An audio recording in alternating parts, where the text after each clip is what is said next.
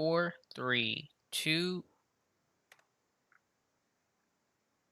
and we are live for the Steelers Depot live stream here on Monday, July 26th. As always, I am Alex Kozora. With me is Dave Bryan. Dave, the Steelers are starting training camp. They'll have the pads come on Wednesday. They'll get back to practice on Tuesday after having Monday off. So we finally have a lot of football to talk about and to hopefully talk about a whole lot more this week. How you doing, Dave? Doing good. Happy Monday. This is kind of the last breath of that kind of a mini break, if you will, today, and then boy, it's going to be nonstop from here on out. I mean, it really feels like Tuesday is really when training camp begins, even though training camp's already underway. Obviously, they're moving from the UPMC Rooney Sports Complex over to Heinz Field. They'll have a practice on Tuesday, and then things will start opening up to the public on Wednesday. So excited for hmm you to get back out there and start getting some real information, if you will.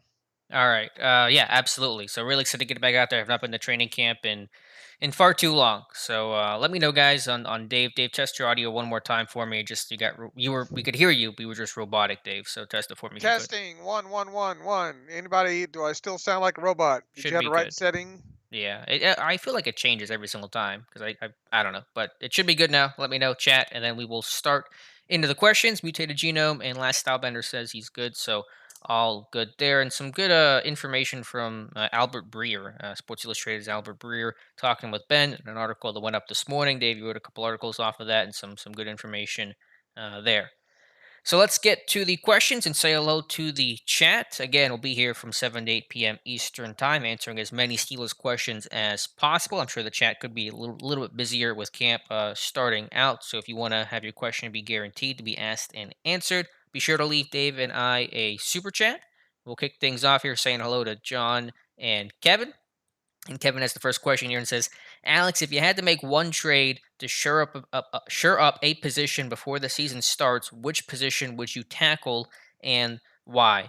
It's a good question, Kevin. Probably safety, because I think it's probably where the weakest right now after really, I think, bolstering the outside linebacker group with the addition of Melvin Ingram. I think that was a really key signing for the Steelers. So I would say safety, but at this point, obviously, you just want to see a what injuries happen, b how the young guys look and compete, and really evaluate your own roster before you start talking about depth and where you have to where the needs to address. So I would say safety right now, but things are very much subject to change. Mike Adesso says, "Happy time for Alex to finally go to training camp. Alex, the day has come. What's three things you'll be watching for this week?" It's a big question, Mike, and it's an important one. I try not to hyper focus in on one thing, but I've kind of outlined the two issues for the Steelers this year. The two biggest issues, at least, are the offensive line and the secondary. With a ladder in the secondary, what guys are going to carve out roles in sub package? Get eyes on Antoine Brooks Jr., seemingly the current early front runner for the slot job. Arthur Millette, James Pierre is an outside corner. Then you look at the offensive line, the young guys like Kendrick Green, Dan Moore, how that group just plays as a unit. Those are all things that'll be important to look for as well. And then the quarterback battle for the number three spot between Dwayne Haskins and Josh Dobbs will probably be one of the more popular ones to talk about, although hopefully it won't mean a whole lot for this season. But a whole lot to look at. Dave, what are some things you're going to be keeping an eye on and wanting to know about come training camp? Just in general, the rotations on the offensive lines to start with. I think that's always something that I pay attention to. Obviously, some reports on some of these rookies, the guys that we don't know a lot about. And look, I mean, the roster's full of those kind of guys right now there. So uh, let's see what else. Just kind of rotations of the nickel spot. hmm Kind of all the things that the biggest questions that we have, I think, or have had over the course of the last several weeks there. James Pierre is a guy I'm very interested to see what the reports are on him. Obviously, Chikwamo Okorafor shifting over to the left side. Well, I mean, you know, limiting me to just three things, I think is tough. But definitely the slot, what's going to happen there in the slot nickel position, I think for starters is going to be one of the biggest questions. Pieces of info that I'm looking into, and then obviously some of the stuff like that number three quarterback spot. A lot of focus on Dwayne Haskins, obviously this offseason. Interested to hear, to see your statistical breakdown Hmm. on those kind of things as well too. So a lot of things, and more than anything, I would just say the players that we don't know the most about, a lot Right. of the newer players. Yeah, even the second year guys, like we don't know much about Antoine Brooks Jr. just because we've barely seen the guy or anything McFarland. And so for our purposes, less so maybe the coaching staff, although still to a great extent, but for our purposes, really getting a good feel for who these guys are because we've seen 30 snaps of Antoine Brooks in his career, and we've seen whatever it is 100 for McFarland. I don't know how many snaps he played on offense last season, but somewhere around there. And so it's just good to get eyes on these guys to get a feel for how they look in person. Next question here comes from John Pennington, who says, Dave and Alex, do you think the Steelers should claim Jalen Twyman off waivers, then put him on the shelf for this season while he heals for next year? And how much would that cost the Steelers? Twyman was just cut by was at Minnesota yesterday. He'll revert to NFI if he does not get claimed off of waivers. He was shot, I think, 4 times in Washington, D.C. Expected to fully recover, which is of course great news.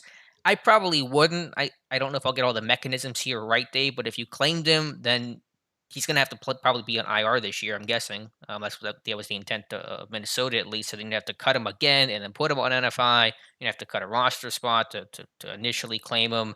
I mean, I think he's got some talent. I think a good career at Pitt, but probably not worth all that hassle.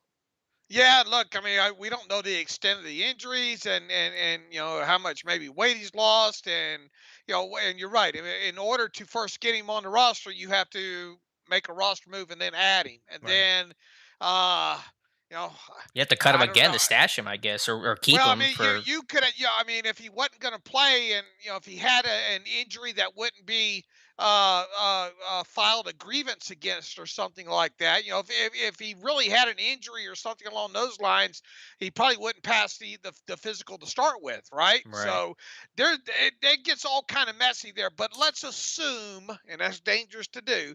Let's assume you could sign him, and then there was enough there that you could put him on IR. Well, I would imagine him being a young player, you would have some sort of a split contract on him. So once he did go to IR, the split would kick in, and then that would be the cap charge that you would ride with throughout the season there. So from what I've read on this, it's not worth it right now. I mean, I don't think he's healthy enough or close enough to being healthy. I think if now obviously and once again we don't know the how far away he is from being able to play. Hmm. So maybe you just keep an eye on him and see how he's doing, and then maybe look at him later on or something Right. along those lines, or after this season as a reserve future player or something like that. It Hmm. doesn't sound like he's going to be able to play anytime in the near future, from what Right. I gather. No, I'm with you because it was like you said. There's just a conditioning thing, a weight thing, and all secondary to his personal health. But he's probably a little ways away from making an impact. And by the time he gets healthy, it's at the least it's probably September, and the season's about to start, and that's just tough for a rookie to do. And people just think that you just can get sign players and just automatically like stash them on IR. Those guys have got to be legitimately injured, Hmm. because it's split contracts and all like that. You'll have a grievance filed, on you in a heartbeat. So it's just not sign him and just stash him on an IR. Those kind of things. You hear Plus, that quite a bit. right. Plus, there's kind of an unofficial rule not to claim those guys. I know there was that big scuttlebutt. I think the Patriots did that to the Giants with a tight end like 5, 6 years ago. And I mean, you can. Nothing says you can't do it. But generally, the guys that get hurt and teams are trying to stash him, I think the unwritten rule is let those guys go through waivers. Shoes, Guns, Cars, Gaming 0112 has a question for Dave. Says, Dave, why did you say now let's see how much the Steelers like Tuzar Skipper when it's obvious they moved on because they cut him? Skipper was cut by the Titans, I think, yesterday, unclaimed off of waivers. So what's the comment there, Dave? No, it was just an overarching thought Hmm. because remember all the He was Camp uh, Darling. Yeah. yeah, all the stuff, and people said he'll never, he'll never clear waivers. He'll be gone. I can't believe the Steelers let this guy go. He went to the Giants. He, in the limited playing time, I broke down the limited playing time that he got. It wasn't overly great. He got cut by the Giants. He then landed on the Giants practice squad. Several weeks later, the Steelers snatched him off the Giants practice squad, and then you fast forward to what last season, I think, right, or the end of last season. Then he ended up with the Titans and bounced back and forth in 2020. I think 3 or 4 games on their roster. It was just more of a facetious.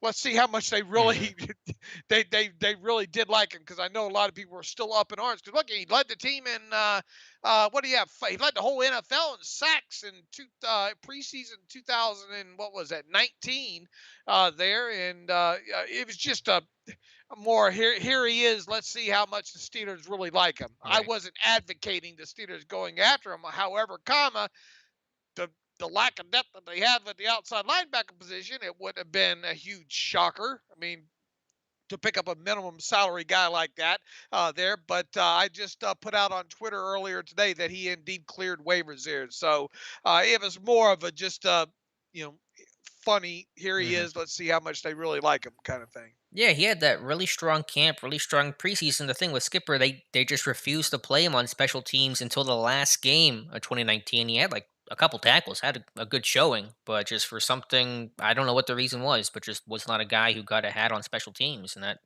made him an easy cut. Next question here comes from the last Stylebender, who says, "Do you guys think Anthony McFarland will get over half of the snaps in the Hall of Fame game? Also, how do you expect the special teams to play without their captain of the past 4 years?" Of course, referring to Jordan Dangerfield. We'll tackle the first question first. Um, it's hard to put a number on the percentage of snaps or the number of snaps and things like that. Obviously, it sounds like, and we'll see, obviously, but it sounds like the vets and any of those guys, and maybe even not even Najee Harris, really just aren't going to play this game at all. Like it's going to be really exclusive to the backups or some of those guys. So I think McFarland's going to play a considerable amount. I mean, I can't put an exact number on it, but I think he'll play. I mean, about half of the snaps. That sounds fairly accurate to me. Yeah, look, I mean, this is an extra game, so why not take the opportunity to look at your younger players, the guys that you don't know the most about, and play them. Now, obviously, Najee Harris. Do you really want Najee Harris to play 30 snaps in this game? I think probably not. Hmm. You know, Does he play any snaps in this game? I it could go either way. If he does play, he won't be out there long. I'll put Right. it to you that way. Sure. Maybe you lather him up for 2 or 3 snaps, but I mean, why? You know, why this early? You're going to have 3 more games after this. So, I personally, I don't think I would. I already know what I have there. I'm going to go out on a limb and say that Najee Harris is going to make the 53-man roster there. So why not look at the Anthony McFarlands and give Benny Snell a couple, 3 or 4 carries, and Jalen Samuels and a few of those other guys. You got enough bodies to absorb those snaps there. So yeah, I mean, Anthony McFarland should get I don't know how to put a percentage on that, but he should get a pretty decent look in that game. Yeah, for sure. Garrett Slingerland says I'd give him, referring to Najee Harris, the first series, and that's it. I'm cool with that. Yeah, get him a snap or two, take him off the field, just let him experience what it's like to prepare and play in your first NFL game. Because I think there's some value in preparing for your first game and getting maybe some of those nerves and that anxiousness kind of out of the way. Mike Tomlin's good too at not telling those guys beforehand anyway, and making them go through the process and then Hmm. say, "Oh, by the way, you're not playing." Right. Although this year, I So mean, first day of camp, he's like Kendrick Green's a starting center, Antron Brooks Jr.'s in the slot. Like he was not right, being shy about it this year. yeah, but I'm talking about right ahead of the game Hmm. time and all. So Right. No, I gotcha for sure. Next question here comes from Mike Odessa, who says, "Okay, who's both of your guys' prediction for this year's Camp Darling?" Speaking of Camp Darlings, his is Isaiah McCoy, who I think might be your answer, Dave, the undrafted free agent out of Kent State. I mean, it's a dart throw. If we knew who the Camp Darling was, he probably wouldn't be a Camp Darling. I'll go with another receiver though, and you've touched on him too, Dave. Matthew Sexton, the kid out of Eastern Michigan, who I think might not make a big impact even in camp as a receiver, but as a coverage guy, as a special teamer, I think could carve out a home there and is a pretty good straight line athlete. I think laterally, agility wise, his testing was kind of poor, but had a good college career. And I could kind of see him being a little gadgety in this offense, but I think really maybe impressing Danny Smith. What qualifies as a camp darling? Somebody that Yeah, they don't some guy we're that not talking about that plays well. but will make the 53 or no?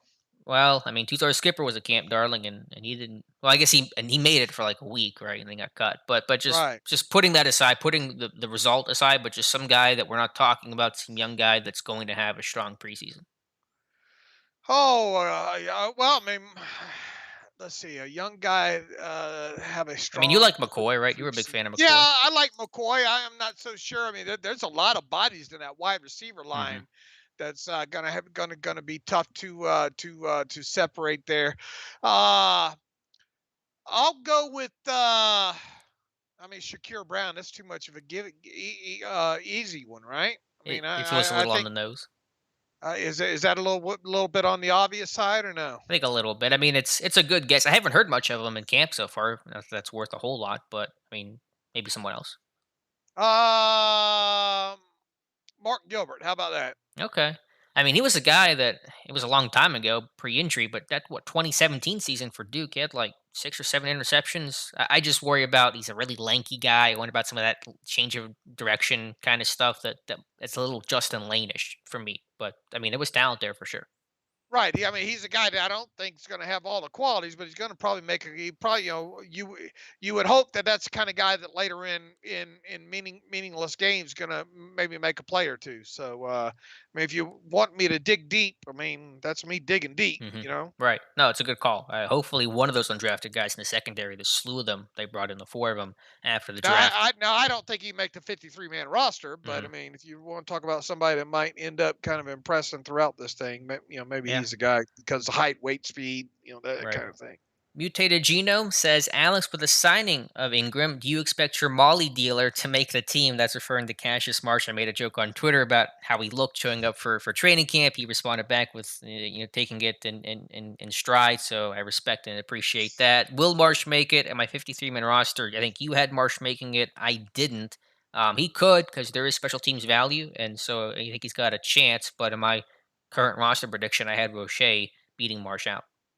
I think it could go either way with him, especially with the addition of Ingram. I mean, if Quincy Roche can give you that extra punch on special teams, then might make Marsh expendable there. But they do seem to just something about. I think they like I think they like Cassius Marsh more than we like Cassius Mm. Marsh. You know what I'm saying? Hmm. Because he's the first name that tends to come out of Keith Butler's mouth when he starts rattling down that depth chart. I don't know if it's just out of respect or what there, but if I was to bet right now, I'd say he makes it. But I could also see scenarios where he doesn't. If you go on and keep only just four in total there. Right. But with the signing of Ingram, that kind of says that assuming there aren't significant injuries, that Marsh and Roche aren't going to play a lot out of the gate. So it really comes down to who does better on special teams. And Marsh, I think entering camp's going to have the leg up there. Yeah, Roche's definitely going to have to uh, show that aspect of the game to Danny Smith. Hmm. Danny Smith already knows kind of what he has in Cassius Marsh. Look, Cassius Marsh has not been a bad special teams player throughout his NFL career, and that's why he's still got 1 foot in the NFL. I think Hmm. So, but if Roche can give you at least what Cassius Marsh gives you, and he shows some propensity during training camp and preseason to at least grasp or semi look like he knows what he's looking at there, understanding the defense and where to be on the field, then maybe there's a shot there. Now, don't forget that Cassius Marsh has been around a couple NFL teams. He comes off as a really kind of smart individual there, so I imagine he knows the defense a lot lot better than Quincy Roche right now. Not that you want to see either one of those two guys on the field Mhm. whatsoever, in 2021. And just to be a little fair to Marsh, because he received a lot of criticism, understandably so, last season. I mean, to come in off the Colts practice squad late in the season in that COVID pandemic year, and you're trying to get on the moving train and find a place to live, and just all those things you don't think about, that's got to be tough to do. And so I think having a whole offseason, knowing your team, knowing your role, the scheme, as you said, picking it up, I think it's going to at least give Marsh the chance to be the best version of himself. How good that version is going to be, hopefully nothing more than a number four outside linebacker and special teams kind of guy, but puts him in a better spot to succeed this year than last season. Next question here comes from Storm Woodside, new name here, so glad to have you in the chat. Storm says, "Hey guys, 2022 draft. If we don't go quarterback in round one of the draft, what would be our other position of need you will go?" It's a good question. I could give you probably 10 different answers right now, but it's not. Guard, Yeah, guard probably. safety. Safety, left tackle, as Stylebender says. I mean, just based on the play of guys who gets retained, does Terrell Edmonds come back? A core for all the free agents, all the names that you guys know we've talked about. So, I mean, we could dice this up 17 different ways, I'm sure, but I know it isn't going to mean a whole lot. Here come, even a month from now, we're not going to be talking about probably the same stuff we're talking about right now. So, I mean, would you say guard if you had to pick one right now? Oh, I mean, it could go obviously various different ways, but I mean, this team's going to need another guard soon, I think. Yeah. So that's obviously one position. What happens with Terrell Edmonds? You have to. I mean, I think the smart bet is to think that Edmonds is going to be gone after this year. I think that's where most people would place their bets at right there. Hmm. Inside linebacker, could be a possibility depending on what how things play out. Obviously this year as well too. So I would think that maybe those would be my top three probably bets right now would be guard, safety, inside linebacker. And I mean, I don't think you can discount cornerback either. I mean, Right. depending on how things play out, is James Pierre for real? We'll learn obviously more about that position as the season goes on. But you could probably be by the end of the year talking about this team needs to draft a cornerback early. Now, I'm not a fan of them drafting one in the first round. Especially if they're not high enough in the first round. So I envision if they're picking, let's say 20th or later, I could see it being a guard, a safety, or an inside linebacker. Those are the kind of the players that end up, falling in the first round Yeah. that late there. Yeah, absolutely. I think all those make sense. I mean, I'll just say, I think guard. I'll go tackle because of the importance of left tackle, and then I'll probably say, strong safety slash slot corner. One of those two guys. Depending what happens with Edmonds and depending on the play of guys like Antoine Brooks. So, yeah, like I said, this thing could go 10 different ways. Next question here comes from Mark Leslie. Good to hear from you, Mark. More of a general question, but do you think the Steelers can become a contender when Ben goes, or does a team have to go bad before they become good again? Hope this makes sense. So Mark's basically asking, like, will you have to go through, a post Bradshaw period of a team that's just kind of meh? I mean, if you find the next quarterback quickly, then you can bridge that pretty easily. The way the Packers did from Favre to Rodgers and things like that. So I mean, it's not a death sentence where you're going to be a bad team. I mean, I don't think this team will be bad even post Ben. I think it'll be just maybe an average, to below average, slightly team. But if you find that next quarterback, I mean, that kind of determines how much of a lull you have in your franchise. I mean, you obviously need a franchise quarterback if you're going to compete for a Super Bowl. So, however long it takes them to get that. Now, can they keep the defense? Yeah, a good enough defense to together over the course of, let's say, the next 3 years to at least give them a chance. Let's say if they went the more seasoned, I don't know, either free agent quarterback or whoever.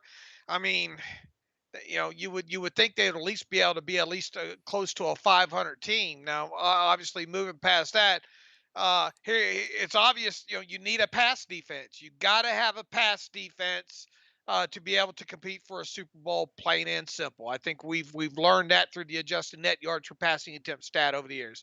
As far as offense goes, if you don't have a high quality quarterback, one that's going to register a 6.8 or higher adjusted net yards per passing attempt number, then you better have a running game. And obviously, they think they're addressing that right now there. So I mean, trying to figure out what happens. We're still trying to figure out what's going to happen in 2021. So, trying to move past there. I mean, I think they got enough good enough track record to kind of think that they would go through the motions, at least trying to be as competitive as possible. So, I mean, could we see a 6-11 season in there? It's possible. I don't think he can roll that out. But be honest with you, right now, I'm not paying too much mind to that. I'm Mhm. just focused on 2021. Me too. Wanks the Nation says enjoyed the collab with Adam Steele. Thank you. So glad you did. You can check it out on his channel, of course, or on the community tab on my channel. Hopefully, have him on my channel at some point later this season.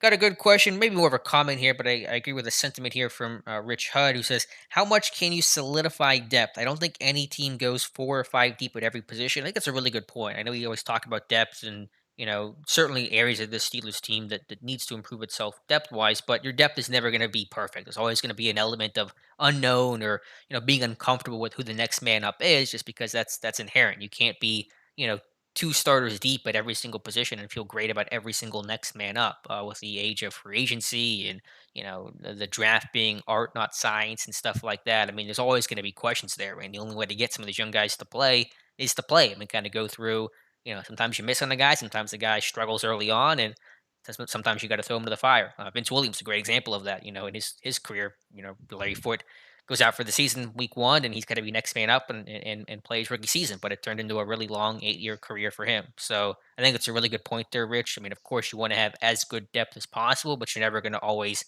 love your depth. Otherwise, those guys probably wouldn't be backups to begin with. Yeah, I don't think you can ever have enough depth, right? I Right. mean, I think you can always fiddle with the 51st to 53rd spot on your roster and always try to keep upgrading. I think Kevin Colbert always tries to make a constant effort to do that. Once again, I don't think I think there's going to be at least one more addition to this team at some point between now and week one, which now is what 48 49 days away, something like that, that ends up making this 53-man roster. Will it be a final cut down guy? Will it be Kevin Colbert, trading for a young player there right before the start of the regular season, like we've seen him do it before? No, I mean you never can have enough depth. Look, I mean if there's one position right now, I mean you could definitely use a safety that especially one that can that you can tie to the post and play some deep center field in case something were to God forbid happen to Minka there. So uh, and if you got that spot filled, then you'd probably say, well, what's going to happen? Maybe we can make linebacker a little bit better there. So I think it's okay to constantly look at a 90-man roster and say, not deep enough there, not deep enough there. And I think you go around the NFL and see that as well too, because the salary cap is but as easy as it can be massaged or manipulated. It's still limitations still exist there, so you can't have you really have to be smart putting that thing together depth Hmm. wise, and your draft obviously plays a big role in that. The better you draft, especially the deeper the picks and all like that, and get some of those to stick, the better off your depth ends up being. Absolutely. Got a cap question here from Mutated Genome. So this is up Dave's alley. Where are the Steelers at with dead money for the 2022 season, and is it significant? I know you tweeted that out earlier today. I have your latest cap update article for 2021, but just kind of talk about the Melvin Ingram deal with voidable years and where that leaves his team dead money wise for next off season. Well, I mean, for to start with, there you have now over 20 million. You have 22.184 set up to be dead money just off of 4 contracts that have voidable aspects to them, and I think at least 3 of these 4, the void date is 5 days after the Super Bowl there. So uh, obviously something can be worked out right before that void date, But even so, the prorations, you know, all that's going to do is is to stop the prorations from accelerating into the year if you could work something out there. Now, do I think that's going to happen with a lot of these contracts? No, I think Melvin Ingram is going to void, and then all that money comes forward. I think Eric Ebron is another one. I think that's going to void, and then all that money come forward. Juju.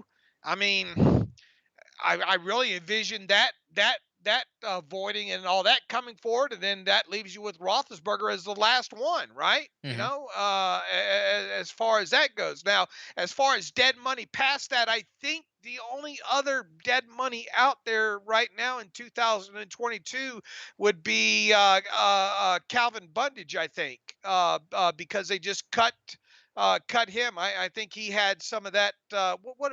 What did he have as a signing It bonus? was I think it very was small, $3,000, I want to say, maybe no, more. what it like fifteen Was it thousand or was it something 15,000? Either way, I like mean, it's that. a very small number in terms of the grand scheme of the cap.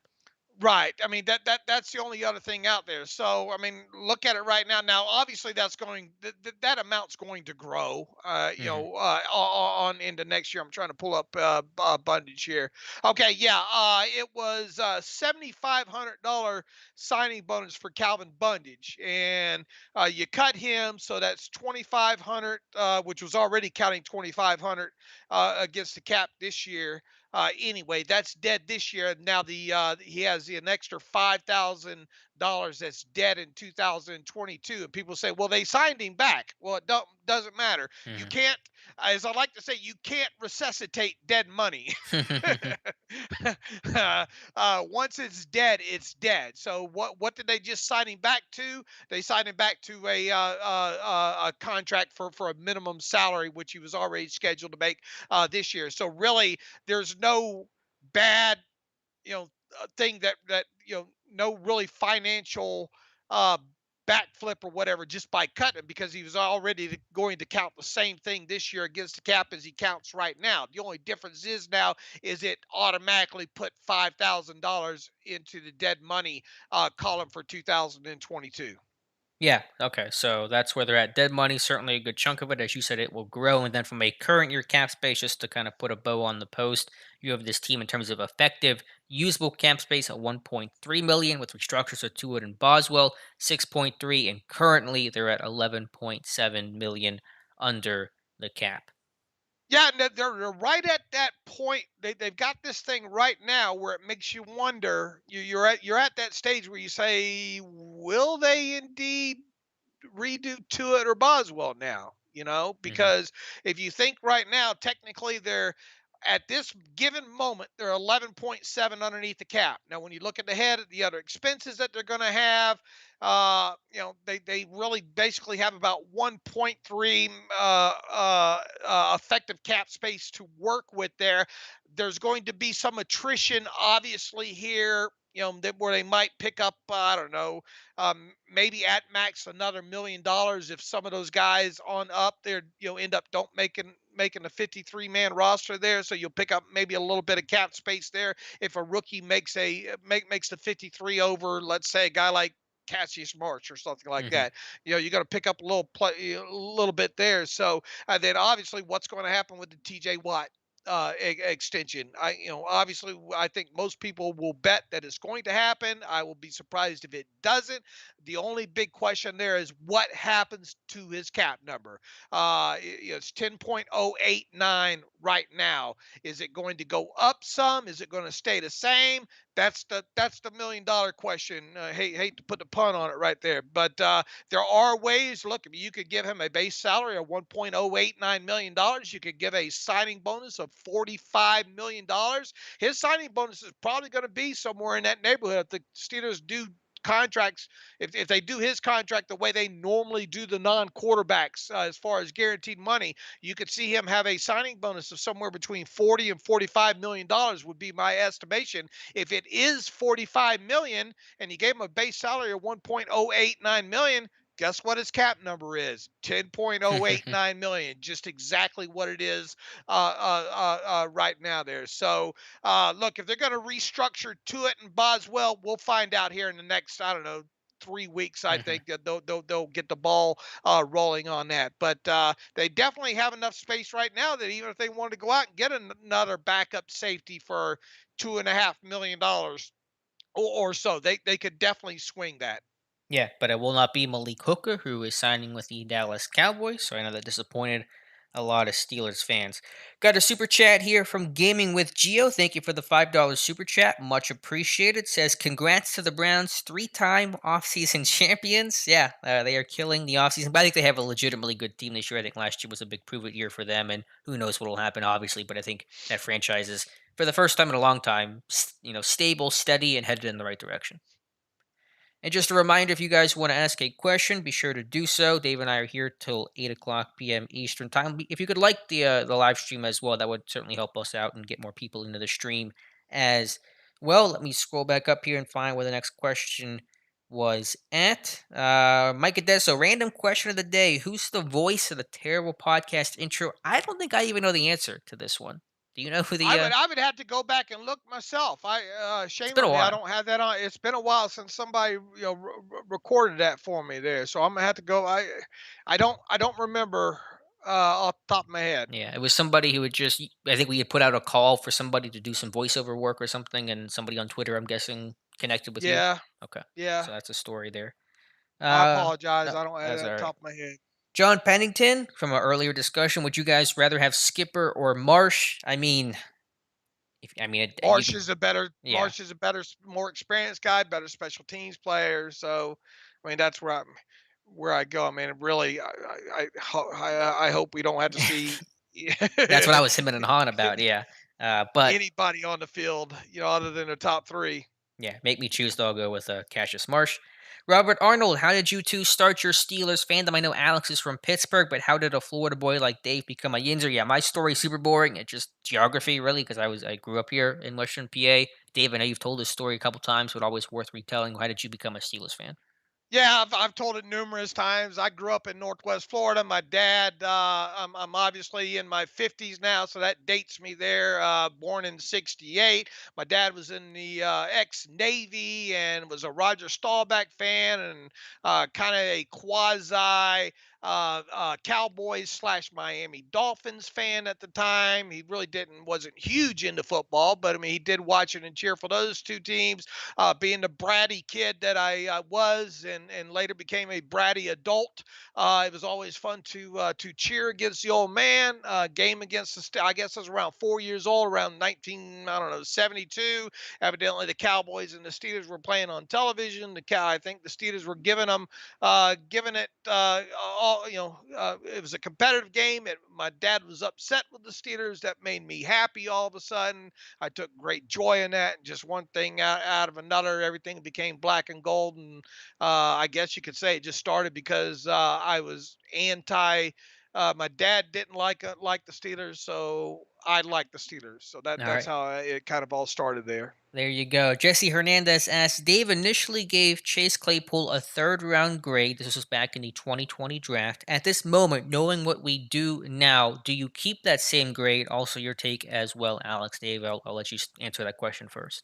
Yeah, I mean, look, I mean, you come into the league, and you register what, 11? What do you have? 11 touchdowns last Hmm. year, 60 over 60 receptions for close to 900 yards there. I mean, you get that kind of production out of a guy, then he's got to at least be a second round product at that point. Look, the main difference, yeah, and it was a third round grade based on the class overall too. And one of the biggest knocks that I had on Chase Claypool overall was his ability to separate, to stack, and make the plays down the field consistently that way. That was the thing that had me that had me a difference between a third round grade and a second round grade on Chase Claypool was mostly his ability to consistently stack corners on the outside. That was one of my biggest concerns about him. I think Daniel, when Daniel was with us, I think he highlighted Chase Claypool right out of the Senior Bowl. Didn't he? I mean, that was one of the first people I Hmm. think we were writing about on the site. And I instantly did like a 4 game contextualization or a 5 game contextualization on Chase Claypool. I think that was the first one that I did during that draft season there. Mm. You could see that he could make the contested catches down the field. You could see he could, they moved him around quite a bit. You could see he was a physical player. You could see he was good on special teams.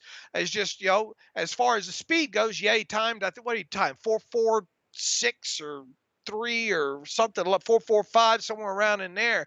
Uh, my biggest concern was the ability to consistently be able to stack on the outside, and it's still kind of a concern when it comes to me and Chase Claypool. But I think just what he's shown at the NFL level, just rookie season alone. I mean, yeah. Why? I mean, if you were to do a redraft right now, no way he gets out of the second round. Yeah, he may not get out of the first either. I don't know exactly how I would draw the line. I don't think about it that often in terms of those terms, but yeah, much higher grade present day than where he was. And yeah, this was the tweak back January 21st, 2020. About Claypool meeting the Steelers very soon, and now he's with the team. All right, next question here will come from, I need to scroll back up here to find it. Joker Smoker, what's Dan Moore's best trait? I think you've watched more, a little bit more than I have. I would just say he's a good athlete. I think he's an athlete with a lot of experience and kind of battle tested in the SEC. So when you have somebody that's a good athlete against quality competition and has done reasonably well, I think has always been a good foundation for an NFL tackle trying to make the jump to the NFL. Dan Moore and his tape, there's not one thing that that you know that I think jumps off the tape with him. At least not to me in the 4 or 5 games that I watched on him. Uh, if I would say anything that's a plus with him, it would be hand usage. I Okay. think. Because I thought he was good at knocking away some of those hands and just using those hands overall. So I think if there was one thing that I'd point to that I would say with Dan Moore that I said, boy, that's impressive there. That's what caught my eye in the 3 or 4 games that I watched on him. I would say probably hand usage. Yeah. That's fair. And we'll get to watch him. He's running first team here with a core four not participating in team drills. We'll see when that changes when a core four gets back into the lineup. But a lot of valuable reps there for Dan Moore, and I figure he'll play a ton of snaps in the Hall of Fame game against Dallas. Duck Swagger says, "Hi Alex and Dave. Why would the Steelers sign Ingram to a voided contract and not fry the 4 million over with when we have a decent amount of cap right now?" So basically saying, why did they do the voidable year deal with Melvin Ingram? Yeah, I think just so they could say, I will probably better be able to answer that question maybe in a couple more weeks. We'll see if maybe a move such as if they don't make any more moves, and if for some reason they don't end up having to restructure the contract of Tuitt and Boswell, then maybe that's your answer right Yeah. there. I was a bit surprised at just with a 4 million, with a $4 million contract that they didn't just eat the elephant all in one bite there, because I mean, what'd you end up saving? 2 point something million in cap space. But I think we'll better be able to look back at their decision to do this with what may or may not happen in the next 40 48 days, or what have you there. So I here's the thing: you risk 2.34 million dollars you just kicked into 2022 by doing the 4 year voidables with him. So obviously you would have had to account for that 2.34 million this year had you not done that. So it's obviously cap related there. They feel more comfortable about about their cap situation, what it will be in 2022. And once again, I think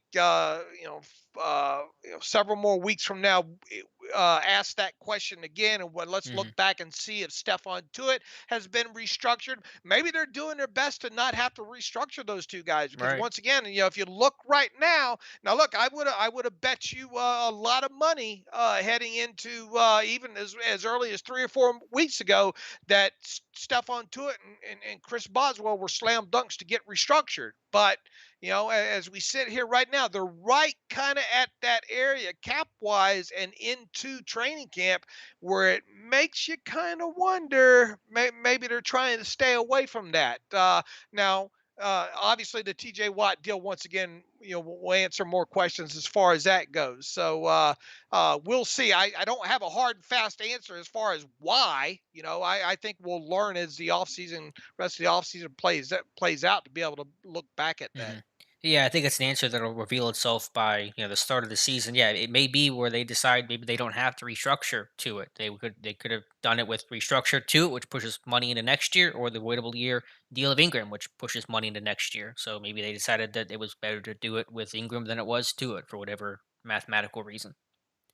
Mike Adesso, I don't remember how the daily camp updates go. Are they audio posts from both you guys every evening? Yes. So we'll have our camp diary, which is the full article, the write up of it. I'll pull up an example here for you, Michael, of what those things look like, because it's been a long time since our last one. And then Dave and I should be able to do kind of a half hour, 45-minute or so podcast each evening to recap what happened at training camp that day. So that'll be the format of the camp flow and schedule.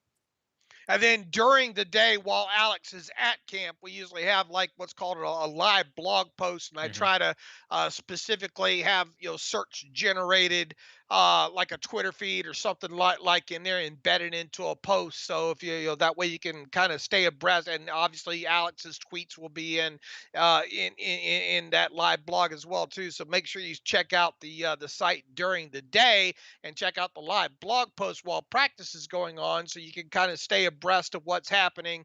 We'll have several of the beat writers listed in there, and like I said, Alex, and obviously the team Twitter feed and those kind of things there. So it kind of give you a kind of a running live blog while practice is going on. And then Alex will provide his diary about a few hours after practice ends, and then we'll wrap it all up with kind of a 30-minute mini recap Right. podcast with myself and And Alex. everything should come a little bit earlier this year. The reports, the podcast, because practices are now at 12:1:30 as opposed to being at 2:55. So hopefully that'll get things in a little bit quicker this camp. Next question, actually, Jason. Thanks for being here. It says peace and love DNA. Thank you, Jason. Appreciate you hanging out with us. Be sure to get your questions in here. 15 more minutes before we wrap up today's stream. Next question comes from Wanksta Nation. Do y'all think Pittsburgh has a chance at Rodgers next year when he leaves Green Bay? I'm surprised it took this long to get our first Aaron Rodgers question here for the stream. I mean, do I think it's going to happen? No. Can I say that it's zero? I mean, I guess I can't say that. I mean, theoretically, I guess they could have the space, and I could see the attraction of Rodgers maybe wanting to come for Pittsburgh, but obviously he's been well connected to Denver and maybe some warmer places out west, things like that. So, I mean, is it a 0% chance? No. I'm sure it'll get talked about a whole lot this time in the offseason, but I don't think it's going to happen. Yeah, do I? I mean, I want to I want to try to figure out the best way to answer this when not. I I mean, don't you think can't it'll say it's a happen. zero chance, though, right? I mean, I that's mean, probably going a little too far. I mean, anything can happen, right? Yeah. So, but I will be shocked if a Deshaun Watson or Aaron Rodgers or I just cannot envision it. No. Yeah. Same here. But it'll get talked about, and I mean, if Ben does retire, then that storyline's going to get front of the line, whether it's I warranted mean, or not. if they try to obviously too, if from my understanding, at least early on, is that if 2000, I think 2023 is the voidable year, Right. right? It'll be through 2022 is when he signs. So basically, then what Packers would have to do is trade him Hmm. next off season, and then for whatever his you would inherit whatever salary that he's set to earn, and then you'd have to give up whatever you give up in return on top of it there. I just on those parameters alone, and knowing that he's probably going to have a salary way on up there, Sure. it just and then what you'd have to give to get him on top of it. You just those two things alone, and not knowing anything else, make it highly unlikely that he's going to land Hmm. with the Steelers. Got a couple of super chats here. Really appreciative and grateful for that one from Vegas TJG. Love the show, fellas, and the rain in Vegas $20 super chat. Thank you so much. Was it raining in Vegas today? Yeah, this the last couple Wow. of days. There's actually been some of that wet stuff fall from the ground. Well, you guys need it out Fall from the there. sky to the Yeah, ground, I from should the say. ground. And every time it does rain here, you get these alerts on your phone, flash flood warning, because Really. it's just not used to having that kind of rainfall here. So very kind of weird week here in Vegas. Here, a couple of days of wet stuff coming from the Hmm. sky. Got a It's like super I'm back in Florida again. Got a super chat here from Rich Hud, $5. Thank you so much, Rich. How much better would you feel about the offensive line of the Steelers had they drafted a premium center in round two? Yeah, I mean, I would have taken Creed Humphrey in round one. So I mean, he was the guy that I was really targeting in round two, at least hoping the team would target. I think if you were going to argue at any point the Steelers should have taken an offensive lineman earlier than they did, I don't think you could really argue that at 24 because there weren't any offensive linemen who were readily available. The next offensive lineman who went after pick 24 was Landon Dickerson at 37, a guy I liked a whole lot, but of course had a lot of medical concerns and falls clear out of the first round. It was the second round where offensive lineman went off the board right after the pick of Pat Fryermuth at 55. Now, the reports on Fryermuth early on have been positive, and I still like the pick overall. But to your point, that's, I think, where you would potentially criticize and scrutinize the decision of the team more so than you would in round one. But bottom line is, I mean, we'll see what Kendrick Green looks like and kind of go from there. Yeah, I think if you want to cross section guys that'll kind of be linked together from this draft class moving forward, it'll obviously be Fryermuth, and then Creed Humphrey, and obviously the guy they ended up drafting to be their center and Kendrick Green, and the round three guy, and even Leonard Dickerson too. I think because if that guy's not injured, you know, or didn't have the injuries that he had, I should say. Where does he fall in all this? Remember, there were those reports, whether or not how true they were from Tony Pauline, that boy, not only did the Steelers like Najee Harris during the process, they liked Landon Dickerson as Hmm. well, right? Right. So I think if you circle those four guys right there, those are kind of guys that I think you 1, 2, 3 years from now, you kind of look back on and say, well, what kind of happened here with this guy and that guy? Did they make the right choice? And I don't think you can judge these things till about 3 years after the fact. Hmm. So uh, I mean, I think Creed is the most obvious one to put in that second hole. Right, right. I saw that I think Garrett and the last style banner were talking about, not wanting to restructure to it because of, the difficult offseason he's had with the death of his brother. Again, a restructure is not a pay cut, it's just moving money around. So I don't think Tua would be against that. There's no real reason for him to be against that. So just to clarify, it's not that he's taking less money in any sort of restructure. No, all a restructure is you're taking money that player's due, and then your a portion of his, let's say, roster bonus or base salary, and all you're doing is taking a chunk of that and turning it into a signing bonus, and then doing that, and then formulating some sort of payout on that. He still Hmm. gets the money that he's due. It's just you're restructuring how the accounting goes on it, because what you're able to do with whatever amount that you turn into a signing bonus, you're able to stretch that out for cap purposes, accounting as much as 5 years or however many years is left on the contract. All right, so whichever is less there. It's all a cap maneuver. It's not the player taking Right. less money. And I think a lot of people have the perception that a restructure means the player is losing money. No. Right, right. Want to get to a couple more questions here quickly before we wrap up today's stream. Duck Swagger, last question: is our 2022 cap space deceiving because we have to sign Watt and Minka and stuff and won't actually have too much space? They're going to have space, much more than they did this past year, much more than they have in the past several seasons. But yeah, I think that those are elements we forget about. They only have what's the number, 36 players under contract for next season, and a good amount of dead money as well that's added up, including with the Ingram voidable year deal. So there is less money than I think a lot of people make it out to be, but they're still going to have a healthy amount of space for next offseason. Yeah, I mean, look, if you don't have the franchise quarterback involved, Yeah, then you're going to be that better alone, right? And right. then this is a pretty much a younger roster overall that's kind of transitioning on top of it there. Now, what's TJ Watt's second? Let's say you get TJ Watt done now. I mean, you're probably going to have a cap number around $25 million for TJ Watt in 2022. Now, obviously, there's probably going to be some sort of a roster bonus. The Steelers normally stack up the pretty good sizable roster bonus in year two as part of those long term contract extensions. That, if need be, you could restructure that, turn it into another signing bonus, and get cap relief that way there. So. But here's the thing. Let's find out. There's no sense of me doing any kind of cap update for 2022 until we see what the Watt numbers are. Plain Hmm. and simple. Right, right, And also what we see. Some of these guys that are currently under contract for 2022 aren't going to be under contract for 2022 in about 40 something days, right? right. Because a lot of these rookie undrafted free agents and bit players that are going to be gone off the record. Now, on top of it, there is you still have to mock out a top rule of 51. So let's say you got 36 guys under contract.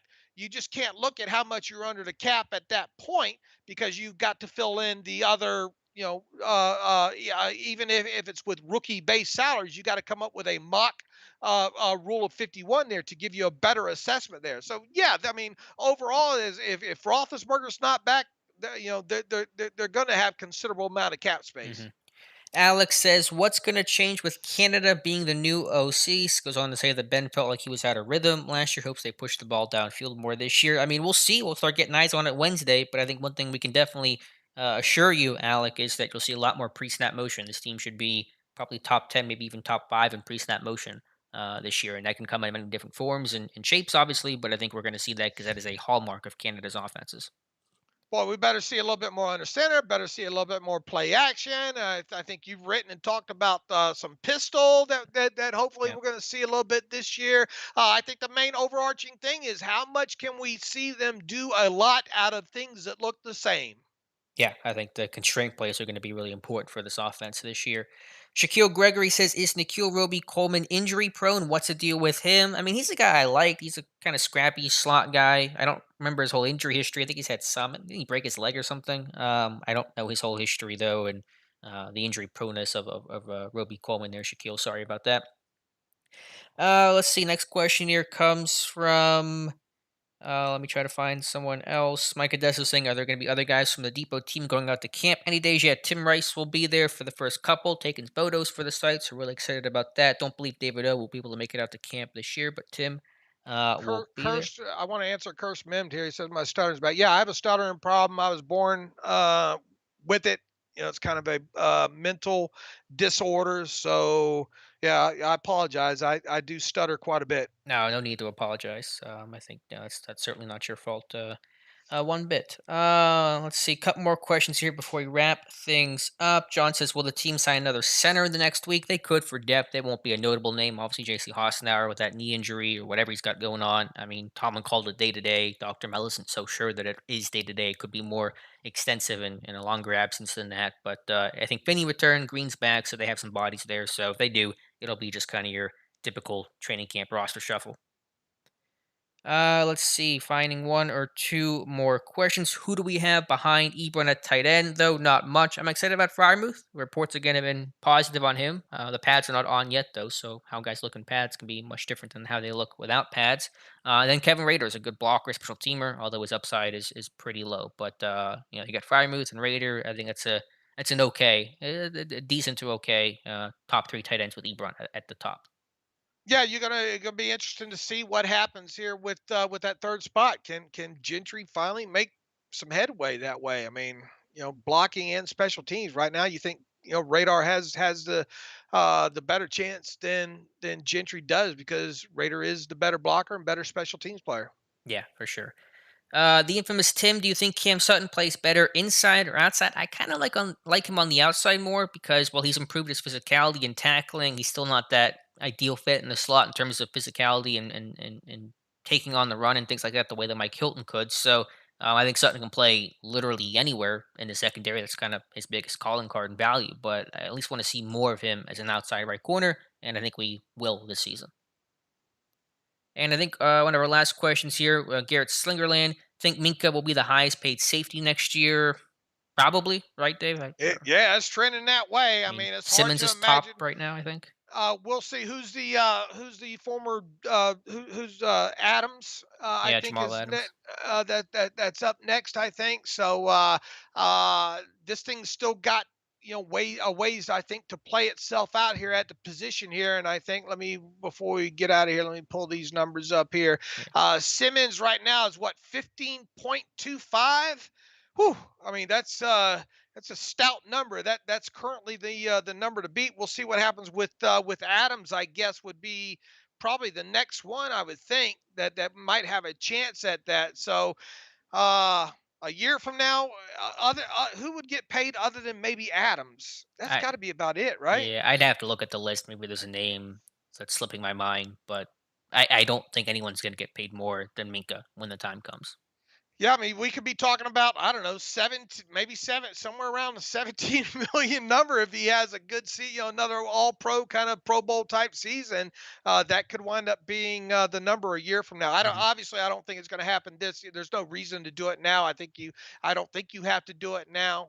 They obviously picked up his 5th year option, and the time frame would then put that into a new deal right at around a year from now. Yeah, and Adams is basically a linebacker anyway. Actually think they're comparing his deal to Bobby Wagner, so it's almost impossible to compare Jamal Adams and Minka Fitzpatrick anyway.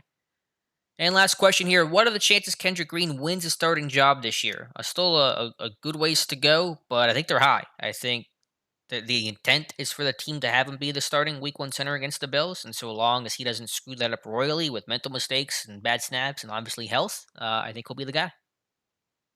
What do you think, Dave? Kendrick Green, Week Yeah, 1 start? the bar is so low. I mean, like I've said from day one here when it comes to Kendrick Green, I'll be disappointed if he's not the center week one because of how low that bar is right now. Man, how long is J.C. Hassenauer going to miss right now Right. with that MCL? So if Kendrick Green can stay healthy, he should get a lot of work here during training camp and the preseason. So I think the story will be if Green isn't the week one center, that's the story if you ask me. And BJ Finney, to my knowledge, which is limited right now, has not even been running first team guard with Mm, Dotson now. It's been Rashad Coward at left guard. So take that for whatever it's worth. mm. All right, guys, that's going to wrap up today's stream. Thank you so much. We'll have a ton of training camp coverage. I plan to have training camp videos and some maybe quick segments and some videos taken at training camp, what I'm allowed to film for the channel. And certainly next time Dave and I talk 2 weeks from now, we'll have knee deep in Hall of Fame game stuff and training camp and just a lot of hopefully starting to form some answers to the questions you guys asked tonight. So thank you guys for being here. Really appreciate it. Like and subscribe if you haven't done so already. And Dave Bryan, as always, thanks for joining me. Yeah, sorry for all the stuttering, folks, and It's all good. peace and love to everybody. All right, guys. Thank you so much for listening, and we will talk to you soon.